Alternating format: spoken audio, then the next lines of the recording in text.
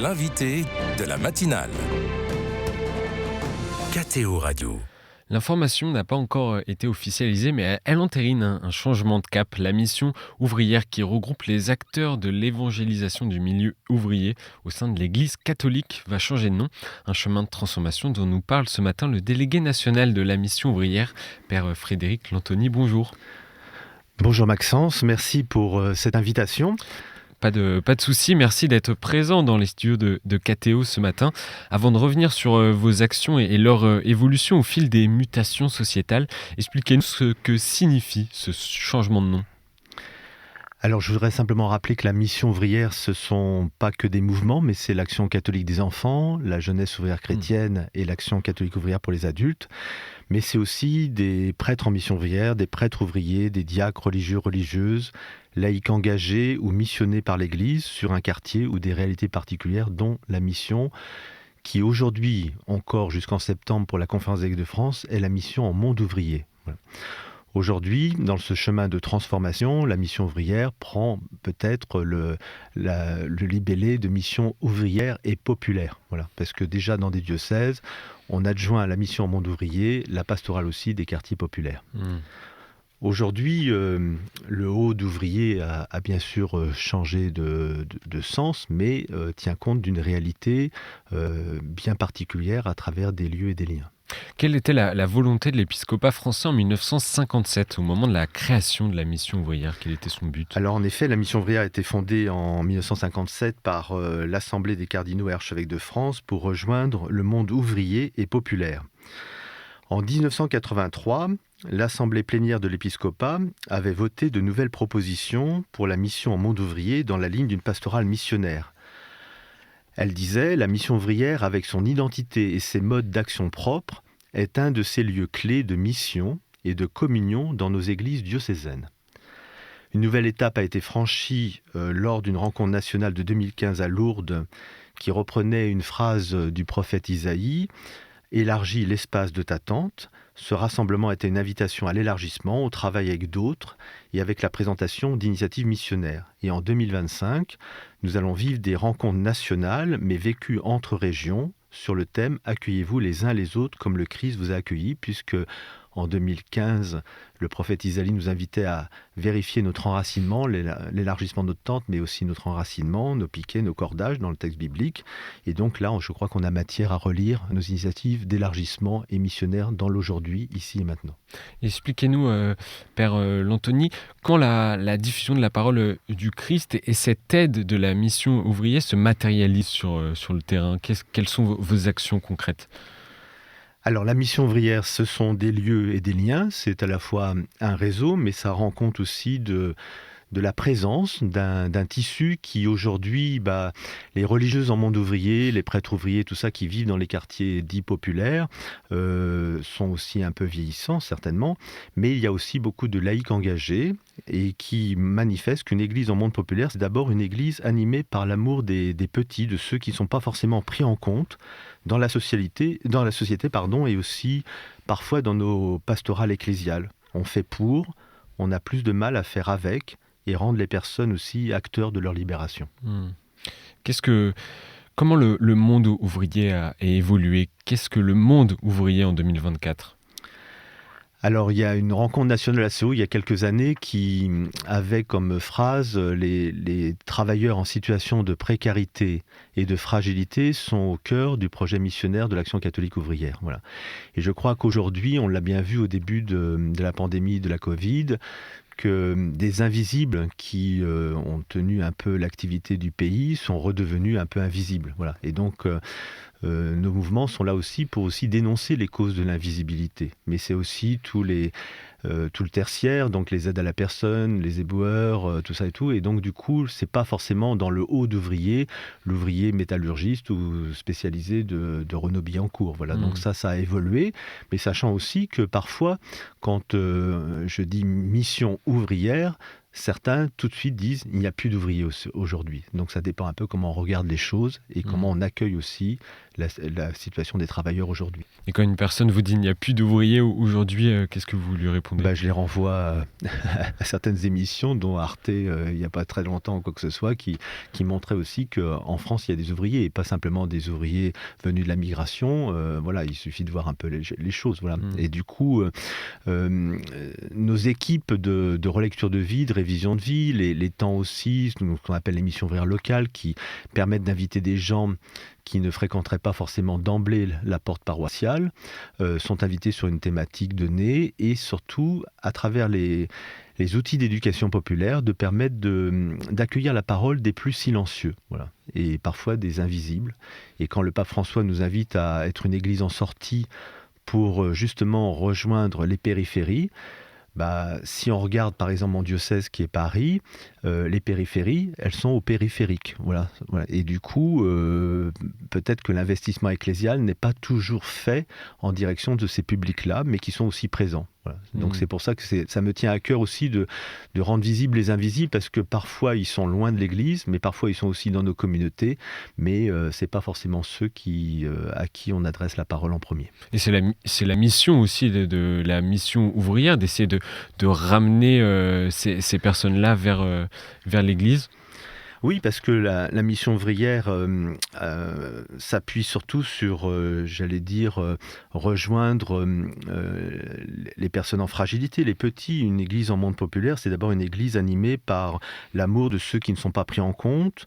Et du coup, je pense que ça passe par l'écoute, le partage, des liens, des engagements qui sont associatifs, mais qui sont aussi militants dans la transformation de la société, des liens, des lieux, un réseau pour rejoindre les plus silencieux, et puis ouvert aussi à des catégories de personnes, les migrants, les travailleurs en situation de précarité, de fragilité, enfin tous les invisibles. Et la mission ouvrière croit en leur capacité d'agir de façon solidaire pour plus de justice et de dignité. Et la figure du prêtre ouvrier, qui était pour moi en tout cas l'emblème de la mission ouvrière, est-ce qu'elle existe encore aujourd'hui ? Alors, des prêtres ouvriers, ils ont un certain âge, voilà. Bon, on connaît bien l'histoire aussi des prêtres ouvriers, avec justement cette condamnation à un moment donné, puis cette réhabilitation. Aujourd'hui, il y a des prêtres ouvriers qui s'appellent en activité professionnelle, voilà. Mon archevêque, en quittant le diocèse de Lille, avant, a ordonné un prêtre ouvrier au travail, voilà, qui est à la fois en paroisse et aussi ambulancier. Il y en a d'autres en France. Ils se regroupent. Il y a eu un rendez-vous national des prêtres ouvriers il y a 2 ans. Et donc, du coup, c'est là que j'avais aussi déclaré dans un journal qu'ils n'évangélisaient pas du haut de leur balcon, mais dans la proximité, la simplicité, les engagements du quotidien de la vie. Et comment s'adapte la mission à justement cette évolution du monde ouvrier, de la sécularisation de la société? On arrive encore à être au contact vraiment des personnes qui travaillent? Autrefois, on aurait dit l'importance de faire peuple, voilà, et ça ne va plus de soi. Et aujourd'hui, je pense que c'est rejoindre les gens, accueillir aussi les difficultés de leur vie, qu'ils puissent les dire. Et puis aussi, je pense que notre Église, elle a peu de paroles sur le monde du travail, sur le manque de dignité, la souffrance au travail ou quoi que ce soit. C'est pas un reproche que je fais, mais c'est une prise en compte. Et ça, je pense que dans le chemin de transformation de la Conférence des évêques de France, la mission ouvrière et populaire a toute sa place aujourd'hui, et que ce n'est pas du passé ou dépassé. Justement, la mission ouvrière est parfois restée en marge de l'Église diocésaine. Aujourd'hui, quelle est sa vocation à l'intérieur de l'Église? C'est continuer à faire vivre justement les problématiques du monde ouvrier? Je ne sais pas si c'est en marge. En tout cas, tous les mouvements d'église ont toujours l'enjeu de rejoindre les paroisses sans se laisser enfermer. Voilà, la mission ouvrière, elle est faite pour ceux qui n'y sont pas encore. Voilà.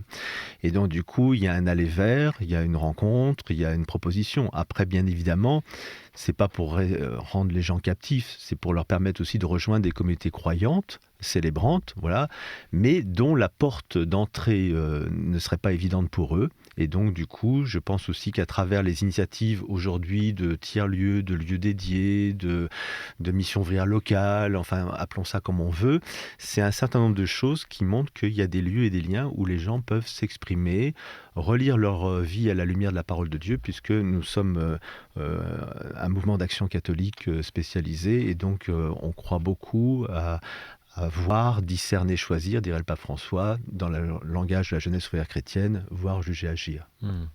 En 2015, lors du dernier rassemblement national de la mission ouvrière, c'était à Lourdes, je crois, Oui. Monseigneur Marc Stenger, qui accompagnait la mission ouvrière, incitait la mission à se renouveler, je le cite, à ne pas s'enfermer dans des schémas. 9 ans plus tard, est-ce que la mission ouvrière a réussi cette mutation ? Eh bien, c'est ce qu'on voudrait un petit peu dire, se communiquer et aussi célébrer. On ne souhaitait pas en 2025, parce que une rencontre nationale de la CO aura lieu en 2026, et puis il y a aussi le Père Guérin qui sera honoré dans 2026-27 aussi par la jeunesse ouvrière chrétienne. Et donc, du coup, je pense que c'est important qu'en 2025, on ne fasse pas un grand raout, mais qu'on se permette de se visiter les uns les autres, et ça donne l'occasion aussi de voir, d'inviter des gens de la société civile, tout ça et tout, parce que je crois qu'on a aujourd'hui matière à se dire comment on a élargi l'espace de notre tente, si on reprend la phrase du prophète Isaïe. Et je crois qu'on a matière à se dire comment on a aussi des partenaires, même si j'aime pas trop le mot, je veux dire, et peut-être que, comme tout groupe d'église, on est menacé sur un entre-soi, voilà. Et je crois que entre 2015, où on avait élargi l'espace de d'attente, ça nous a mis à voir comment on pouvait aussi le partager avec d'autres, le vivre avec d'autres, voilà. Et donc, du coup, aujourd'hui, je pense qu'en 2025, les régions se rencontreront, mais on a voulu mettre un chapeau rencontre nationale avec un grand S à la fin, pour montrer que justement ça ne sera pas comme en 2015 à Lourdes, mais ça nous permettra de communiquer aussi qu'à travers des liens, des lieux de vie, tout ça et tout, la mission ouvrière aujourd'hui a toute sa pertinence dans ce qu'elle vit, même si parfois elle est un petit peu dans l'invisibilité. Voilà. Et à l'aune de cette réorganisation, de cette rencontre en 2025, quels sont les besoins de la mission ouvrière et de ces multiples antennes diocésaines ? Alors, selon les diocèses, les réalités sont vraiment différentes. Voilà, moi, je vois par exemple sur mon diocèse, la mission ouvrière est peu connue et donc peu reconnue. Voilà, donc je pense qu'il y a une question de connaissance et de reconnaissance, de travail en partenariat et aussi de sortie pour nous, puisque les migrants, le dialogue interreligieux, d'autres formes de présence et de spiritualité qui ne faisaient pas forcément partie de l'histoire de la mission ouvrière sont pris en compte aujourd'hui. Et au niveau des besoins humains aussi ?